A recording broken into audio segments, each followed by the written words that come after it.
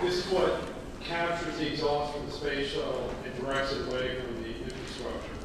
It turns out that after every single launch, we lose concrete from the flame deflector, and so we have a big cost issue having to repair this every single time. My interest in building or thinking about what a lunar launch pad would look like came directly from this. Just a conversation we had with the visiting summer faculty, and we started thinking about what's it going to be, and that's where we got started.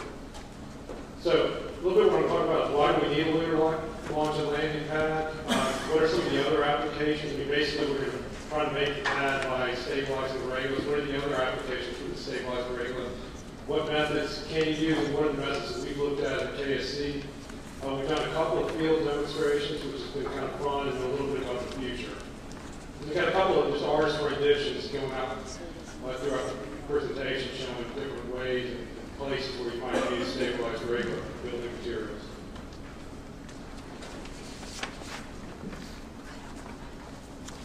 Okay, so why do we need a lunar launch pad? During the Apollo landings, and you can look on the internet and look at the videos, it's kind of neat. They kick up a lot of regolith, and it does cause stability issues.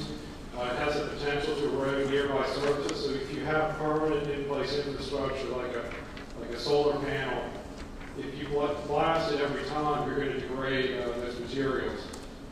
In addition to that, dust mitigations, it's gotten a lot of press. It's a problem there. The regolith is abrasive. It gets on everything. It's very sticky. It can't cause problems for gears, mechanical parts.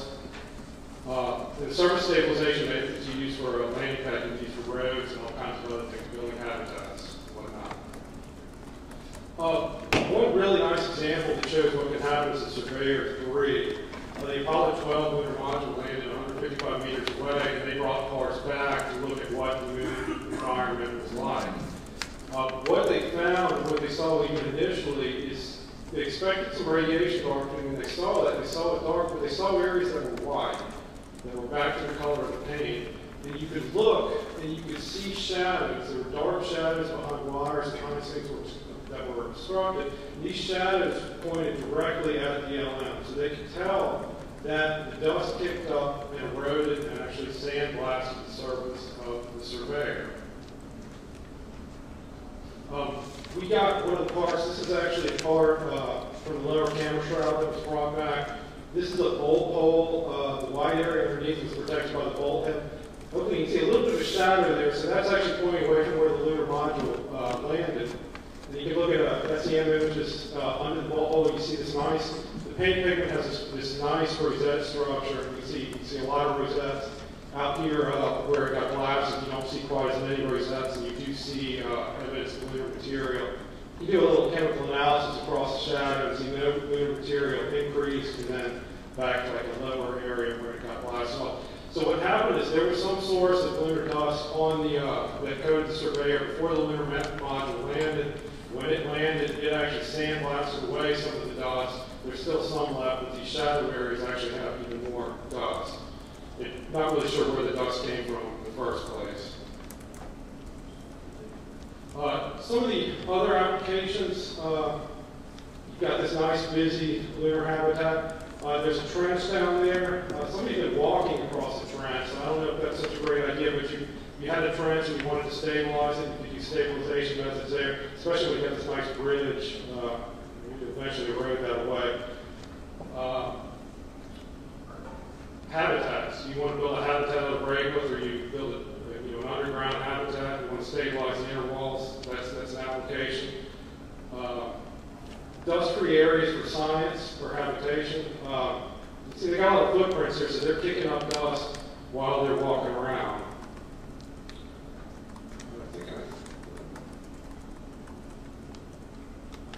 Yeah, I gotta show my picture of peeling out on the Lunar Road, but you don't have to peel out, but I'm sure it's something you want to do when you're out there.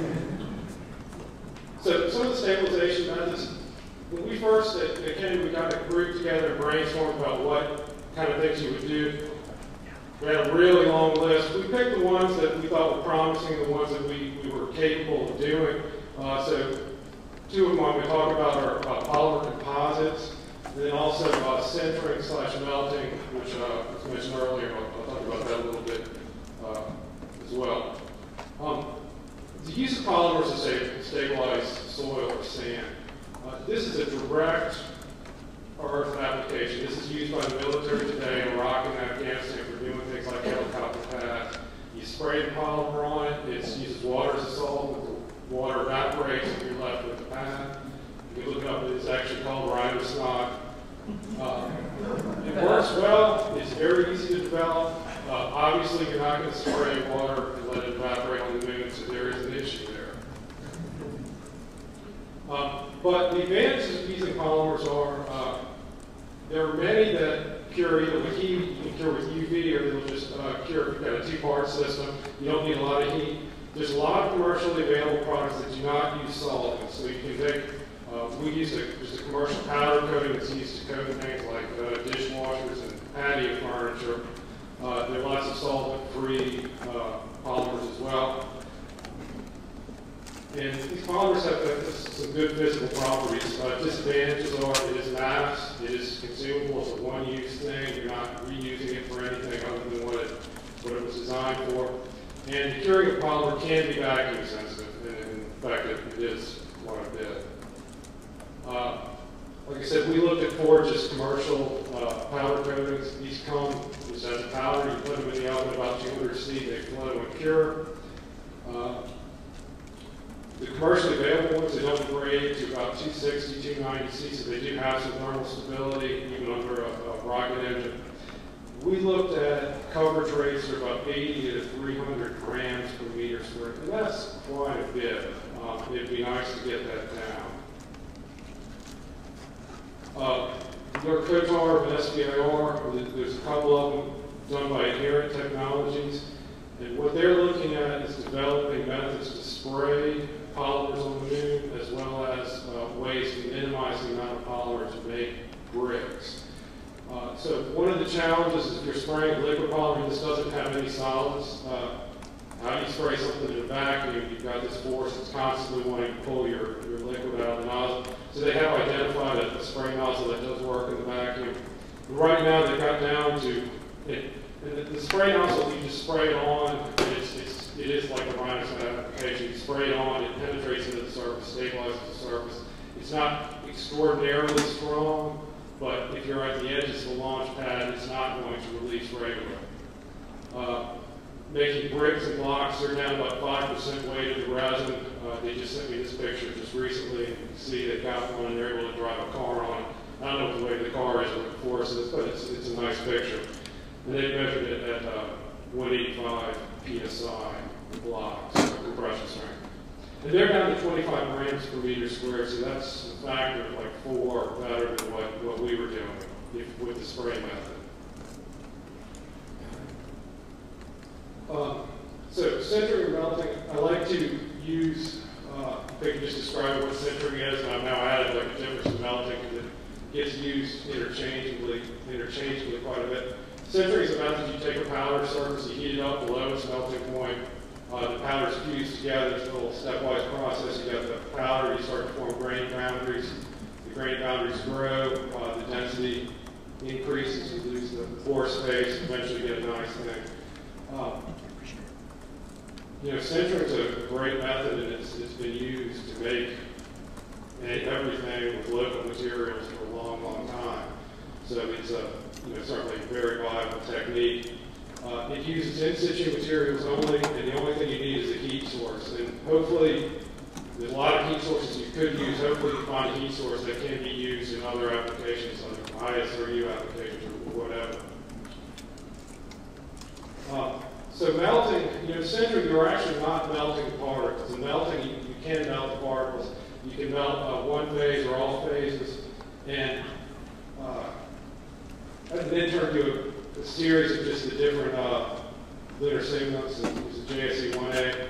The 1100C, it doesn't melt totally. Some of the phases probably do melt. I don't think we can see, but there's a grain there. There's a couple other grains. You can see some recrystallization products. Some phases probably did melt. 1200C, it does massively melt, and you get a glassy substance. You do get some recrystallized iron compounds that come out, and it looks like there was one high melting point particle that did not fully melt at that level. So when you melt something, sometimes we melt some. Sometimes a lot of people think of glass as being a product of that. It's not always a product. If you can slow the cooling rate, you'll end up with something that recrystallizes and something that will be quite strong and not glass-like. So moving on to some of the things we did with sintering. Two ways that we kind of looked at, or we've looked at solar concentrator and SBIR that's looked at microwave. Solar concentrator is a very nice heat source on Earth, and on the Moon you get about 1.3 kilowatts per meter squared of solar energy. On the top left, you see the first generation solar concentrator, which is just a Fresnel lens that was bought on eBay. I think they come out of big screen TVs or something, but there's a lot of them out there. Down at the bottom, you'll see what's a much better second quality. This was done by PSI Corporation. This is actually sitting on top of the Space Life Sciences Lab at Kennedy. The light comes in, it's focused into a fiber optic bundle. The bundle goes down into the roof, and then they can grow plants with the light that comes in. They've also made a solar concentrator that does high temperature applications for ISRU, and they've looked at sintering at the field demo this February, which I'll kind of talk about a little bit. The advantages of solar concentrator: it uses solar power, so you don't have any real power requirements. It's lightweight, it's not particularly expensive, and the development has gone a good ways already. Disadvantage when you're doing a sintering, if you're thinking about a solar concentrator on a rover that just directs heat down, it only heats the very top of the surface. You get uneven heating because you've got a very hot spot that is not very big, and it's going to traverse along, so that can cause problems. Then you do have to follow the sun. The PSI system does follow the sun. It couples to fiber, so it's a nice system, and you can do that. The other thing is when we started looking at this, we were thinking about habitats on the Moon. The story may not be the same on Mars, but I don't know what the solar radiance is there, but if you don't have as much light, this is not going to be quite as good a system. The Moon's great, there's no atmosphere. You're doing a solar concentrator, Kennedy, a cloud flows by, you lose all your heat. So there's some nice advantages for doing this on the Moon. Just a couple of little real early examples of what you get. Here's a sample that's melted on top, nice good product on the bottom. This is, we braskered the hot spot around an area of lunar signet. And you can see the lines in between the brasking patterns. So this is what happens when you get it really too hot. You have too much power. You're melting it, the surface tension's pulling it together, it beads up, when you pass again, you don't always connect those two passes. Sometimes they just don't want to fuse. So we learned a little bit from this and tried to implement this in a future thing. What we decided to do is try to do a layered approach. So you run across it once, you add some more signaling on top, run across it again, and hopefully you can fill in the cracks and build a much bigger product that way. And it does work a little bit. It's technically challenging, but it does work. Here's a cross section of that one sample. You can see glass and melted on top, something kind of nice on the bottom, and then you end up just with this stuff that's stuck on at the bottom. It's not centered at all. And that's about 6 millimeters. And that's just one spot. Didn't add anything on top. That's an SEM image, which is glassy part, not glass. Okay, moving on to microwave sintering. the micro as heat source. It's been proposed for a while. Larry Taylor did it with a kind of lunar Zamboni that drives around, points microwaves into the ground, and shows, just I consider that way. Microwave sensing is not a new field. It's out there. You can look around. There's a lot of people that do it, a lot of people that make complex parts. On one example on the internet, I actually made a golf club head, so it is actually used now in industrially to do things. The advantages of microwaves, most materials absorb microwaves. Lunar regolith is a good absorber of microwaves. It's a more efficient heating method than electrical heating. It's moderate mass. It's inexpensive technology. It's in everyone's house. It heats the bulk of the material, so you do get some depth when you're doing it. Disadvantages, it takes some power. The magnetron that produces the microwaves will require cooling. I don't know, if you've got a 3 kilowatt microwave, how much cooling that's going to be and how you handle that. One of the main things that happens with microwave processing, and this happens when you're food with the microwave, you get hot spots. So that's called thermal runaway. That's a direct result of the hotter the material, the more efficiently it absorbs the microwaves. My little picture on the right, this was done in our little microwave furnace. The center part of this sample got hot and melts, and I actually melted my fracture material at one point. The top of it, though, didn't get hot enough to even fuse the grains. You could rub your finger across the top, and once it cooled, the grains just fell off. That's controllable, though.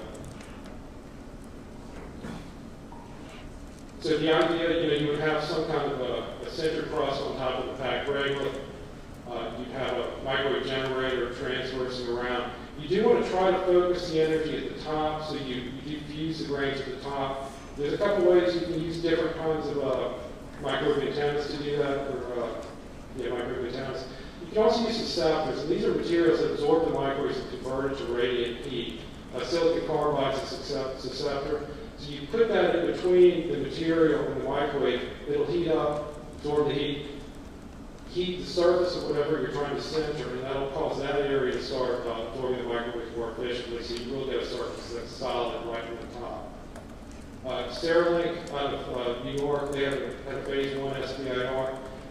This was the first time that anybody had taken a lunar sim as a 7-inch by 7-inch square and centered it by directly heating only from the top. So this is not a block that was put into a furnace.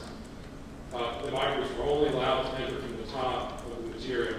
And they got about 1 to 2 inches deep.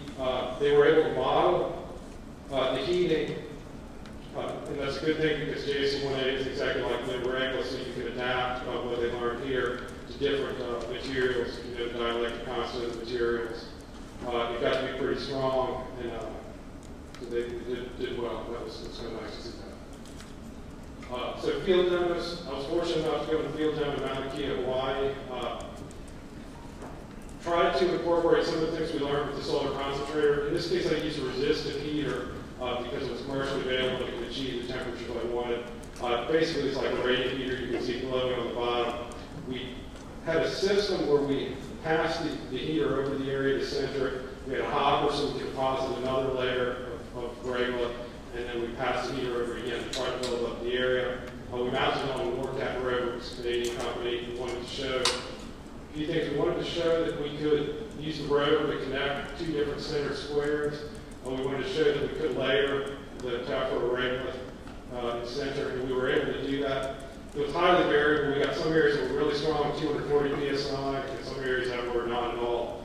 And then we fired, they had a mini rocket thruster out there, we fired that on it. This is the square before, it's 2 squares, this is the square after. We lost some material, some places we lost one of the layers.